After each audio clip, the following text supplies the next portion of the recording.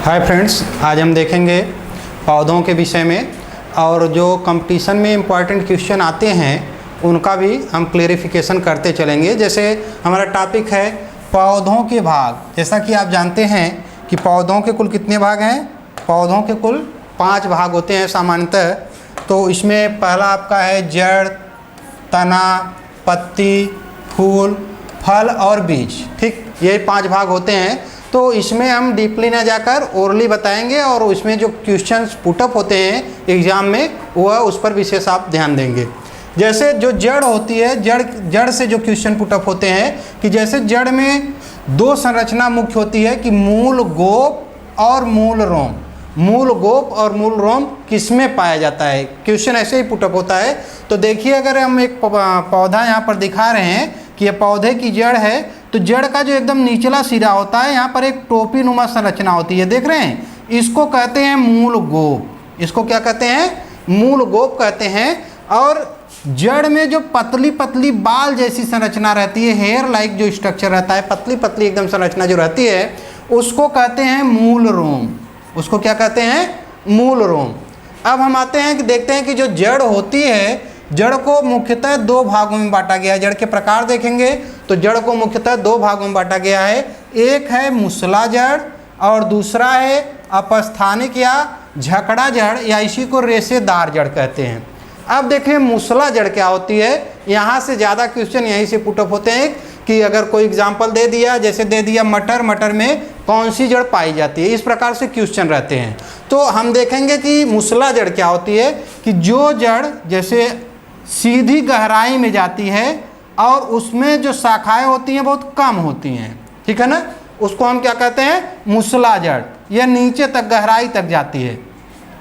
मूसला जड़ का एग्जाम्पल है जैसे जो बड़े वृक्ष होते हैं, बड़े वृक्षों में सब में मूसला जड़ होती है, लेकिन क्वेश्चन बड़े वृक्षों से नहीं आता। क्वेश्चन जब भी आता है फसलों से आता है।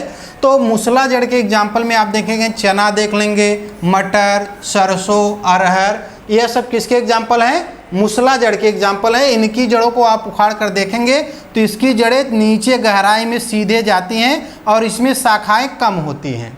दूसरा है हमारा अपस्थानिक जड़, या इसी को झकड़ा जड़ भी कहते हैं और रेशेदार जड़ भी कहते हैं। तो यह देखिए कैसी होती है कि यह जो जड़ होती है इसकी विशेषता यह होती है कि इसमें शुरू से ही शाखाएँ निकलती हैं। इसमें एक सिंगल स्ट्रक्चर नीचे नहीं जाता। जैसे यहाँ से अगर पौधा है यह, तो यहीं से इसमें जड़, ढेर सारी जड़ यहाँ से पतली पतली इस तरह की संरचनाएं निकलती हैं। इस जड़ को क्या कहते हैं? इस जड़ को अपस्थानिक जड़ या झकड़ा जड़ या रेशेदार जड़ कहते हैं। और इसका एग्जाम्पल जैसे आप देख सकते हैं, जैसे गेहूं हो गया, धान हो गया, मक्का हो गया, ज्वार हो गया, इन सब में आप देखेंगे तो यह कौन सी जड़ पाई जाती है? यह अपस्थानिक या झकड़ा जड़ पाई जाती है। यहाँ क्वेश्चन यही पुटअप होता है, जैसे दे देगा अपस्थानिक जड़ का उदाहरण है या रेशेदार जड़ का उदाहरण है, तो उसमें से आप देख लेंगे कि यह है कि जिसमें शुरू में ही शाखाएं निकल जाती हैं जड़ों में, वह हमारी क्या होती है? अपस्थानिक या झकड़ा जड़ होती है। और जो क्वेश्चन ज़्यादा पुटअप होता है, मेन क्वेश्चन जो जड़ों का या तनों का जो रूपांतरण होता है, कंपटीशन में मेन क्वेश्चन वहाँ से ही आता है। जैसे रूपांतरित जड़। रूपांतरित जड़ आप जानते हैं कि रूपांतरित जड़ में जैसे जड़ 2 प्रकार की मूसला और झकड़ा जड़ है, तो वह रूपांतरित भी होती है। रूपांतरित जड़ के उदाहरण में देखेंगे, जैसे रूपांतरित मूसला जड़।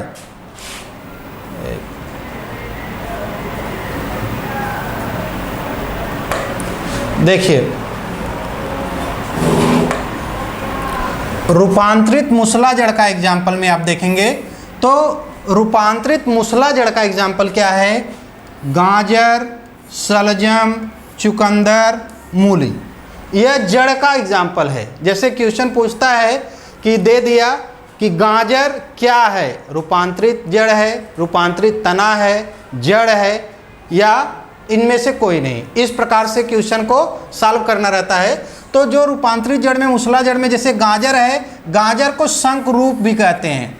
और सलजम और चुकंदर किस रूप में आता है?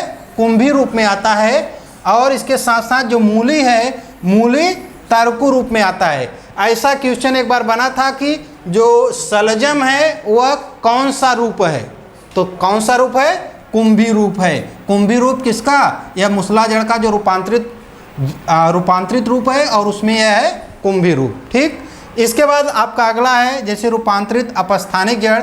रूपांतरित अपस्थानिक जड़ का जो उदाहरण है डहेलिया और शकरकंद। शकरकंद या इसको कंद भी बोलते हैं या सिंपली इसको कन्ना भी बोलते हैं ठेठ में। यह आपका शकरकंद यह क्या है? रूपांतरित अपस्थानिक जड़ का एग्जाम्पल है। अगला है हमारा रूपांतरित तना। रूपांतरित तना में देखेंगे रूपांतरित तना के अंतर्गत कौन कौन आता है? आलू, अदरक, अरवी, लहसुन, प्याज, हल्दी, सूरन। सूरन का नाम जो है वह जिमीकंद होता है। ध्यान दीजिएगा, यह शकरकंद क्या है? रूपांतरित अपस्थानिक जड़ है या जड़ का रूपांतरित रूप है। और यह जिमीकंद जो है वह किसका है? रूपांतरित तना का रूप है। तो यह एग्जाम्पल आप याद जरूर कीजिएगा, यहाँ से ही क्वेश्चन पुटअप होता है, यह बहुत ही इम्पॉर्टेंट है। यहाँ से यहाँ तक एक क्वेश्चन निश्चित आएगा, इसलिए इसको रिवाइज जरूर कर लेंगे। आगे चलते हैं।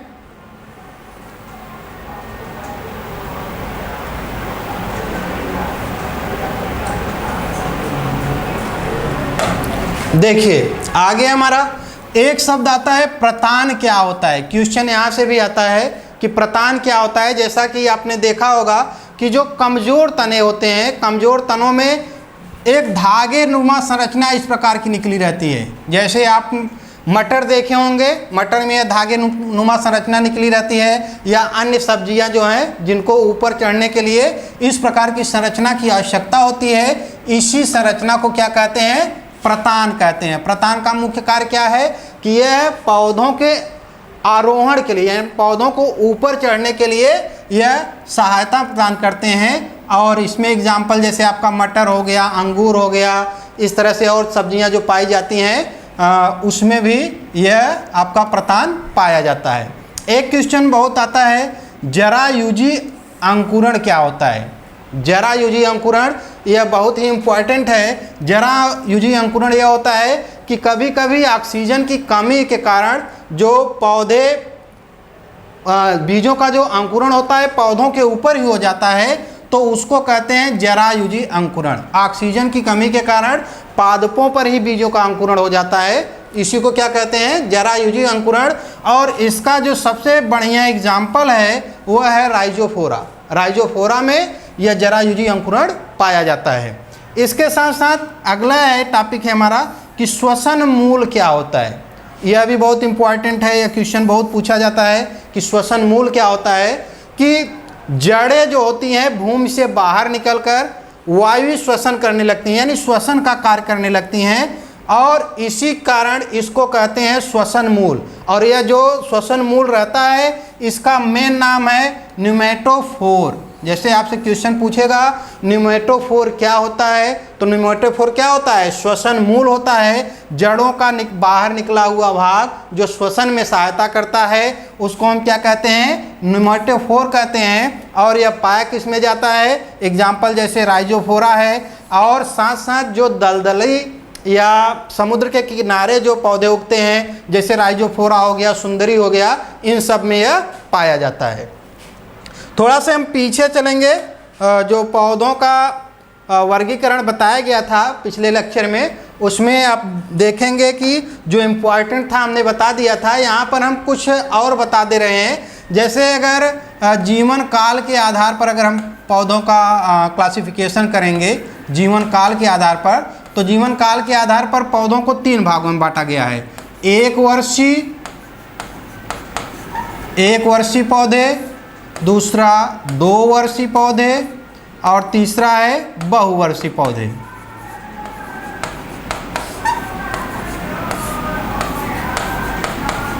यह 1 वर्षीय पौधे से यह तात्पर्य है कि जिन पौधों का पूरा जीवन काल 1 वर्ष में समाप्त हो जाता है वह 1 वर्षीय पौधे। जैसे जितनी भी फसलें हैं, जैसे हो गया धान हो गया, गेहूं हो गया, मक्का हो गया, सब 1 साल के अंदर उनका जीवन काल समाप्त हो जाता है। 2 वर्षीय पौधे, जिन पौधों का जीवन काल 2 वर्ष तक होता है, जैसे आपका हो गया केला। और बहुवर्षीय पौधे क्या हैं? जिन पौधों का जीवन काल कई वर्षों तक चलता है, 2 वर्षों से अधिक तक चलता है, उनको बहुवर्षीय पौधे कहते हैं। जैसे आम हो गया, नीम हो गया, आम हो गया, नीम हो गया, अमरूद हो गया, ये सब पौधे क्या हैं? बहुवर्षीय पौधे कहलाते हैं।